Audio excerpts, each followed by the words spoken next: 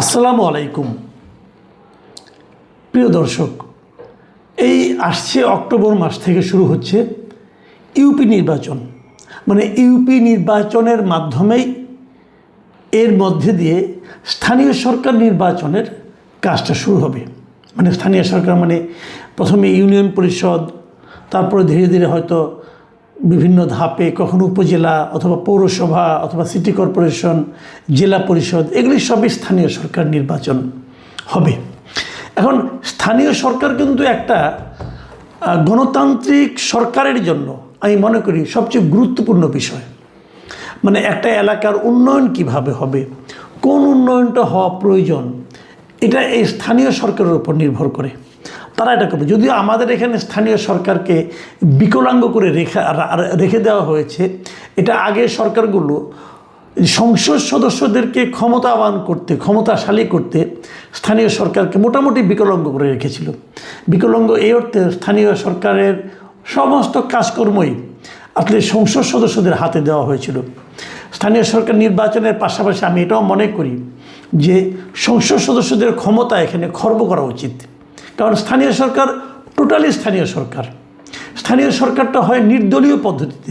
আওয়ামী লীগ এটাকে দলীয় নির্বাচনে পরিণত করেছিল, কিন্তু এখন এটা নির্দলীয় পদ্ধতিতে হবে। এবার আগামী যে নির্বাচনটা হবে সেটা টোটালি নির্দলীয়, অরাজনৈতিক একটা নির্বাচন হবে। এবং অরাজনৈতিক নির্বাচন হলে পরে অরাজনৈতিক নির্বাচিত প্রতিনিধি যারা হবে তারা একটা রাজনৈতিক আপনার প্রতিনিধির অধীনে কেন থাকবে, এটা একটা বড় প্রশ্ন। সেই বিবেচনায় আমি মনে করি সরকার যখন স্থানীয় সরকার নির্বাচনটা করবেন তখন তারা স্থানীয় সরকারের উপর সংসদ সদস্যদের যে খবরদারিত্ব, মাতব্বরি, এটা যেন কমিয়ে দেন, সেদিকে তারা যেন সচেতন থাকেন। এই একটা প্রস্তাব আমার থাকলো। কিন্তু আমার আসলে আজকের মূল আলোচনার বিষয় কিন্তু এটা না। মূল আলোচনার বিষয় হলো এই স্থানীয় সরকার যেহেতু এটা অরাজনৈতিক নির্বাচন, তো এই নির্বাচনে আওয়ামী লীগের বিভিন্ন পর্যায়ের নেতাকর্মী যাদের বিরুদ্ধে কোনো মামলা মোকদ্দমা নাই, যারা নাকি নির্বাচনের স্বাভাবিক আইন অনুযায়ী নির্বাচনের অযোগ্য নয়, তারা থাকতে পারবে কি পারবে না, এই হলো আমার আজকের মূল আলোচনার বিষয়। এখন গতকালকে বিএনপির রিজভী আহমেদ উনি নির্বাচন কমিশনে গিয়েছিলেন এবং নির্বাচন কমিশনে যাওয়ার পর ওনারা এখানে বিএনপির আসলে হিসাব নিকাশি দিতে গিয়েছিলেন, যাদের আয় ব্যয়ের হিসাব, সেটা অন্য হিসাব, অন্য আলোচনা। কিন্তু ওখান থেকে বের হওয়ার পর সাংবাদিকরা তাকে জিজ্ঞাসা করেছিল যে স্থানীয় সরকার নির্বাচনে আওয়ামী লীগের যে সমস্ত লোকজন আছেন, বিভিন্ন দলীয় পদে আগে ছিলেন, কিন্তু এখন তো আওয়ামী লীগের আপনার রাজনৈতিক কর্মকাণ্ডই তো স্থগিত আছে, কিন্তু তাদের বিরুদ্ধে কোনো মামলা মোকদ্দমা নাই অথবা এমন কোনো ঘটনা তারা ঘটান নাই যে কারণে তাকে প্রচলিত নিয়মে নির্বাচনে অযোগ্য ঘোষণা করা যায়। তো এমন লোকজন নির্বাচন করতে পারবে কি পারবে না। এখন এই প্রশ্নটা ওনাকে করার প্রয়োজনটা কেন ছিল? প্রয়োজন ছিল এই কারণে যে দুদিন আগে জামাতের পক্ষ থেকে একটা আনুষ্ঠানিক চিঠি দেওয়া হয়েছিল ইলেকশন কমিশনকে।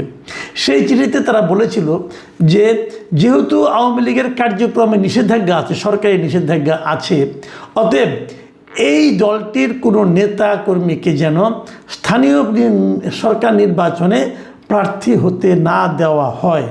তারা এরকম একটা প্রস্তাব নির্বাচন কমিশনের কাছে দিয়েছিল। আপনার কাছে মনে হতে পারে যে এই প্রস্তাবটা এটাকে মামার বাড়ি আবদার নাকি? হ্যাঁ, তারা মামার বাড়ি আবদারি করেছিল। তারা আসলে এখন পুরো দেশটাকেই তাদের মামার বাড়ি মনে করেন বলে আমার ধারণা। তা না হলে এই ধরনের আবদার তারা কেন করবেন? দেখেন, এই আবদার নিয়ে আমার আপত্তি জায়গাটা কোথায় সেটা আমি বলি। যে কারণে আমি এটাকে একটা অন্য বিশেষণ মামার বাড়ির আবদার হিসাবে উল্লেখ করলাম। এটা কেন সেটা বলি। ঘটনা হলো এটা হবে একটা অরাজনৈতিক নির্বাচন। এই নির্বাচনে কোনো রাজনৈতিক দল, আমরা যখন এমপি ইলেকশন হয় তখন কিন্তু পলিটিক্যাল পার্টিকে ইলেকশন কমিশনকে পলিটিক্যাল পার্টি একটি চিঠি দেয় তাদের দলীয় প্যাডে। দলের সাধারণ সম্পাদক অথবা দায়িত্বপ্রাপ্ত ব্যক্তি চিঠি দেন। সেই চিঠিতে তিনি বলেন যে অমুক লোকটা আমার প্রার্থী, আমার দলের প্রার্থী, তাকে আপনারা আমার দলের প্রার্থী হিসাবে মনোনয়ন দেন এবং আমার দলের জন্য যে নির্ধারিত প্রতীক আছে এই প্রতীকটা আপনারা তাকে বরাদ্দ দেন। এটা হলো রাজনৈতিক নির্বাচন। তার মানে যা আত্মীয় সংসদ নির্বাচনে বিএনপির প্রার্থীদেরকে ধানের শীষ দেওয়া হয়েছে, জামাতের প্রার্থীকে দাঁড়িপাল্লা দেওয়া হয়েছে, এটা কিন্তু মানে আপনার রাজনৈতিক নির্বাচনের ক্যারেক্টারটা এরকম। কিন্তু এই নির্বাচনে কিন্তু এই দাঁড়িপাল্লা, ধানের শীষ, হ্যাঁ, অথবা আপনার ওই যে এই শাপলা কলি এগুলি কিছুই থাকবে না। কারণ এটা হলো একটা অরাজনৈতিক নির্বাচন। আমাদের নিবন্ধিত যে রাজনৈতিক দলগুলো আছে, এই দলগুলোর জন্য যে সমস্ত প্রতীক বরাদ্দ দেওয়া আছে তার কোনোটাই এখানে থাকবে না। যদি কোনোটাই এখানে না থাকে তাহলে কে কোন দল করলো এটাও কোনো ইস্যু হতে পারে না। সরকার যেহেতু শুরু থেকে বলছে এটা অরাজনৈতিক নির্বাচন, তো আওয়ামী লীগের নিষেধাজ্ঞা করা হয়েছে কীভাবে? আওয়ামী লীগের রাজনৈতিক কর্মকাণ্ড নিষিদ্ধ করা হয়েছে। তো এটা তো রাজনৈতিক কর্মকাণ্ড না, এটা তো একটা অরাজনৈতিক নির্বাচন। তো এখানে আপনি নিষিদ্ধটা কেন করবেন? কাজেই আমি এটা বলেছি এটা একটা মামার বাড়ির আবদার, কিন্তু এই মামার বাড়ির আবদারকে কিন্তু আপনি এড়িয়ে যাবেন না। কারণ মামার বাড়ির আবদার কিন্তু অনেক সময় গৃহীত হয়ে যায়। কেন হয়ে যায় তার কোনো যুক্তি নাই, হয়েছে কিন্তু অতীতে হয়েছে। আমি তো এই কথাও বলি যে জামাত এই ধরনের প্রস্তাব দেওয়ার লজিকটা পায় কোথায়? লজিক খুব সিম্পল। এই যে আইনজীবীদের যে ইলেকশনগুলো হয়ে গেলো কয়েকদিন আগে, সুপ্রিম কোর্ট বার ইলেকশন হলো, সেখানে কিন্তু কিছু লোককে প্রায় 40 জন প্রার্থীকে বাতিল করে দেওয়া হয়েছিল। কেন বাতিল করে দেওয়া হয়েছিল? বলা হচ্ছিল যে এরা নাকি আওয়ামী রাজনীতির সঙ্গে সম্পৃক্ত। এটা কোন আইনে পড়লো এটা নিয়ে কেউ কোনো আলোচনা করে নাই। সরকারি দলও এটা নিয়ে কোনো কথাবার্তা বলে নাই। জামাত তো মহা খুশি, এনসিপিও কোনো কথাবার্তা বলে নাই। তো এটা যদি হতে পারে, এটা অরাজনৈতিক নির্বাচনে যদি আপনি আওয়ামী লীগ করে অথবা আওয়ামী লীগকে সমর্থন করে অথবা আওয়ামী লীগের সঙ্গে যোগাযোগ আছে, এই অজুহাতে যদি এইখানে আইনজীবীদেরকে বাতিল করে দেওয়া যায়, তাহলে ইউপিতে যাবে না কেন? স্থানীয় সরকারে যাবে না কেন? এই ধরনের একটা লজিকের উপর ভিত্তি করেই আমার ধারণা জামাত এখানে এই ধরনের একটা প্রস্তাব নিয়ে গিয়েছে। এই প্রস্তাবের কথাই বিএনপি রিজভী আহমেদকে জিজ্ঞাসা করা হয়েছিল, সাংবাদিকরা জিজ্ঞাসা করেছিলেন যে তাহলে কি এই স্থানীয় সরকার নির্বাচনেও আওয়ামী লীগ অংশ নেবে না? রিজভী আহমেদ একটা চমৎকার কথা বলেছেন। তিনি বলেছেন যে এবারের এই স্থানীয় সরকার নির্বাচনটা দলীয় প্রতীকের ভিত্তিতে হচ্ছে না। সেক্ষেত্রে নির্বাচন কে করবে না করবে এটা আদালতের বিষয়, এটা নির্বাচন কমিশনের বিষয়। কি আইন আছে তা দেখে সে অনুযায়ী তারা নির্ধারণ করবেন। অন্য রাজনৈতিক দল কি বললো না বললো সেটা বিষয় নয়। মানে উনি একটু টেকনিক্যালি সরাসরি কোনো উত্তর দেননি, কিন্তু মূল বক্তব্যটা উনি দিয়েছেন যে এটা দলীয় প্রতীকে হচ্ছে না, কাজেই এটা দলের কোনো কিছু বলার নাই এখানে। এটা বলবে কে? ইলেকশন কমিশন বলবে এবং আদালত বলবে। এখানেও আমি একটা জিনিস অবশ্যই একটু আমার কাছে কনফিউজিং মনে হয়েছে, সেটা হলো আদালত কেন বলবে? এর আদালতের তো কোনো বিষয় নাই, বলবে হলো নির্বাচন কমিশন। যদি কেউ আদালতের কাছে যায় তখন আদালত বলতে পারে, এর আগ পর্যন্ত তো আদালতে বলার কিছু নাই এখানে। খুব ক্লিয়ার এবং সিম্পল। কিন্তু উনি তবুও একটু রেখেছেন, কারণ উনি হয়তো বুঝতে পারছেন না, নিজে হয়তো নিশ্চিত নয় কি চায় তার দল, এটা তারা হয়তো জানে না। কিন্তু আমাদের মনে আছে কদিন আগে প্রধানমন্ত্রীর আরেকজন উপদেষ্টা মিস্টার ডক্টর জাহিদুর রহমান, তিনিও কিন্তু এই ধরনেরই একটা কথা বলেছিলেন যে স্থানীয় সরকার নির্বাচন যেহেতু অরাজনৈতিক নির্বাচন, কাজে যদি কেউ রাজনৈতিক স্লোগান না দেন, প্রার্থী হতে যেয়ে যদি রাজনৈতিক প্রচারণা না চালান, তাহলে সে যদি আওয়ামী লীগেরও হয় কোনো সমস্যা নাই, সে নির্বাচন করতে পারবে। এই ধরনের একটা কথা উনি বলেছিলেন। সেখান থেকে কিন্তু আমরা সরকারের মোটামুটি একটা ধারণা পেয়ে যাই যে সরকার আসলে কী চাচ্ছে। এখন আমার প্রশ্ন হচ্ছে, আপনারা হয়তো বলবেন, আমি যে কথাটা আগেও বলেছিলাম যে জামাত কেন চায় না এবং বিএনপি কেন জামাতের সঙ্গে একমত হয় না, এই আলোচনাটা একটু করেই আমাদের আজকের অনুষ্ঠানটা শেষ করব। আলোচনাটা হলো এইখানে জামাত কি চায় আসলে। দেখুন, ভেবে দেখুন, জামাত এবার 69টা আসন কিন্তু পেয়েছে, আর ওদের সঙ্গে মিলিয়ে আরও 7টা, আরও 8টা। তো এই যে জামাতের 69টা আসন, জামাত তার জীবনে কোনোদিন এত আসন পেয়েছিল? পায়নি। জামাতের যে মূল দল, জামাত তো পাকিস্তান থেকে আসছে, পাকিস্তানের মূল দল ওদের, ওখানেও জামাতে ইসলাম পাকিস্তান আছে, পাকিস্তানের যে জামাতে ইসলাম তারা কখনো পেয়েছে না? তারাও পায়নি।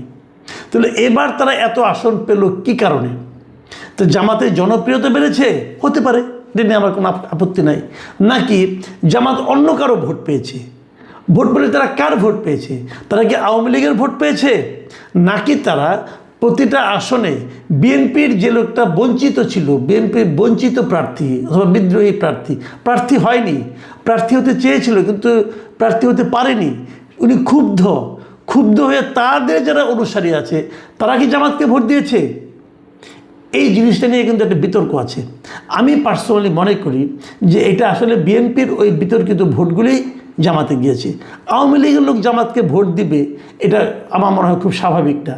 দুই একটা জায়গায় ব্যতিক্রম হতে পারে, দুই একটা জায়গায় হয়তো বা প্রার্থীর জনপ্রিয়তার কারণে, প্রার্থীর গ্রহণযোগ্যতার কারণে, হয়তো আঞ্চলিক রাজনীতির প্রভাব প্রতিপত্তির কারণে হয়তো কেউ আওয়ামী লীগের লোকজন জামাতকে ভোট দিতে পারে, কিন্তু নর্মালি দিয়েছে বলে আমি মনে করি না। কারণ আওয়ামী লীগের সঙ্গে জামাতের কিন্তু একদম মূল যে দ্বন্দ্বটা সেটা হলো আদর্শিক দ্বন্দ্ব, যে কারণে মনে হয় না তারা দিয়েছে।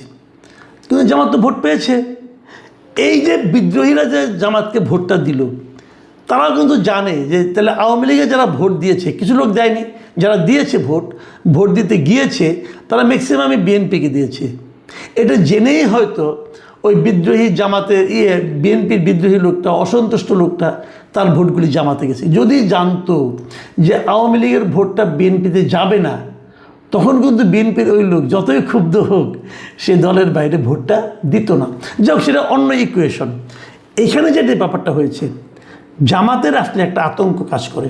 সেটা তারা মনে করে, আমার ধারণা, এটা নাও হতে পারে কিন্তু আমি এভাবে ভাবি, সেটা আপনাদের সঙ্গে শেয়ার করছি। তারা মনে করে যদি আওয়ামী লীগ যদি নির্বাচনে অংশ নেয়, আওয়ামী লীগের ভোটাররা যদি নির্বাচনে ভোট দেয়, তাহলে হয়তো তাদের এত ভোট প্রাপ্তি ঘটবে না। কারণ তখন সব বিএনপি এক হয়ে যাবে, তখন জামাতকে কেবল তার নিজের ভোটটা নিয়ে সন্তুষ্ট থাকতে হতে পারে। সেক্ষেত্রে জামাতকে হয়তো তৃতীয় স্থানে চলে যেতে হতে পারে। এটা কিন্তু একটা মূল কারণ যে জামাত সবসময় চাইবে আগামীতে, অন্ততপক্ষে 2031 সাল পর্যন্ত তো তারা চাইবেই যে 31 সাল পর্যন্ত আগামী জাতীয় সংসদ নির্বাচনে যেন আওয়ামী লীগ ক্ষমতায় না আসতে পারে। এখন এটা যদি জামাত চায়, তাহলে বিএনপি কী চায়? আমার কেন যেন মনে হয় এই স্থানীয় সরকার নির্বাচনটা দিয়ে বিএনপি টেস্ট করতে চাইবে যে রাজনীতির মাঠে আওয়ামী লীগ থাকলে, আওয়ামী লীগ পূর্ণ শক্তি নিয়ে যদি নাও থাকে, যদি আংশিক শক্তি নিয়ে থাকে, তবু যদি আওয়ামী লীগ থাকে এবং যদি জামাত থাকে পাশাপাশি, তাহলে তাদের অবস্থানটা কি দাঁড়ায়, এটা হয়তো তারা এই ইউপি নির্বাচন দিয়ে একটা পরীক্ষা নিরীক্ষা করতে চাইবে। ইউপি নির্বাচন কয়েকটা ধাপে হবে, নিশ্চয়ই একসঙ্গে সব নিশ্চয়ই হবে না। প্রথম কয়েকটা ধাপ দেখলে তারা ট্রেনটা বুঝতে পারবে। তারপরে হয়তো তারা সিদ্ধান্ত নেবে যে তাদের উপরে যে রাজনৈতিক নিষেধাজ্ঞা আছে সেটা থাকবে কি থাকবে না। কারণ ভাবুর একটা কথা, নিষেধাজ্ঞাটা কিন্তু আছে একটা নির্বাহী আদেশে, সরকার যে কোনো সময় তুলে নিতে পারে। কিন্তু পাশাপাশি এর ব্যাপারে একটা মামলাও হচ্ছে আইসিটিতে। মামলার ফল কী হবে এটা জানতে আমার ধারণা পুরো 1 বছর চলে যাবে। মানে নির্বাচন কিন্তু অক্টোবরে শুরু হলো, পরবর্তী 1 বছর ধরে কিন্তু বাকি নির্বাচনগুলি হবে। কাজে আমার ধারণা পুরো 1 বছর চলে যাবে। মানে আদালতের মাধ্যমে, আইসিটির মাধ্যমে যে রায়টা আওয়ামী লীগের পক্ষে অথবা বিপক্ষে, সেটা আস্তে আস্তে আমার ধারণা স্থানীয় সরকার নির্বাচন শেষ হয়ে তারপরে আসবে। এইখানে বিএনপির হয়তো মূল রাজনীতিটা তারা দেখতে চাইবে যে আওয়ামী লীগের অবস্থানটা আসলে কি। এই মুহূর্তে আমার যতটুকু মনে হয় যে জামাতে ইসলাম এবং এনসিপি তারা যে সমস্ত ছোটোখাটো বিষয় নিয়ে রাস্তায় আন্দোলনটাকে নিয়ে আসতে চাইছে, এটাতে বিএনপি খুব একটা স্বস্তি বোধ করছে না। কাজে বিএনপি হয়তো চাইবে যে জামায়াত এবং এনসিপিকে সাইজ করার জন্য বিকল্প শক্তি হিসাবে কন্ট্রোলড ওয়েতে সীমিতভাবে হলেও আওয়ামী লীগকে মাঠ ছেড়ে দেওয়া। যদি সেটা হয় তাহলে কিন্তু আমরা এই স্থানীয় সরকার নির্বাচনের পরে রাজনীতির আরেকটা চেহারা দেখব। কি হবে আমরা জানি না। আবার এমনও হতে পারে যে আওয়ামী লীগকে নির্বাচন করতে দেবে কিন্তু আওয়ামী লীগের প্রার্থীদেরকে মাঠে নামতে দেবে না, আইনগতভাবে কিছু বলবে না, কিন্তু দৌড়ের উপর রাখবে, হুটহাট নতুন নতুন মামলা জুড়ে দেবে। তো এই জায়গাটা আসলে কি দাঁড়ায় আমাদের মনে হয় অক্টোবর পর্যন্ত অপেক্ষা করতে হবে, কিন্তু তার আগেও আমরা হয়তো কিছু বুঝতে পারবো। দেখা যাক কী হয়, আমরা অপেক্ষা করি। প্রিয় দর্শক, এখন এ পর্যন্তই। আল্লাহ হাফেজ।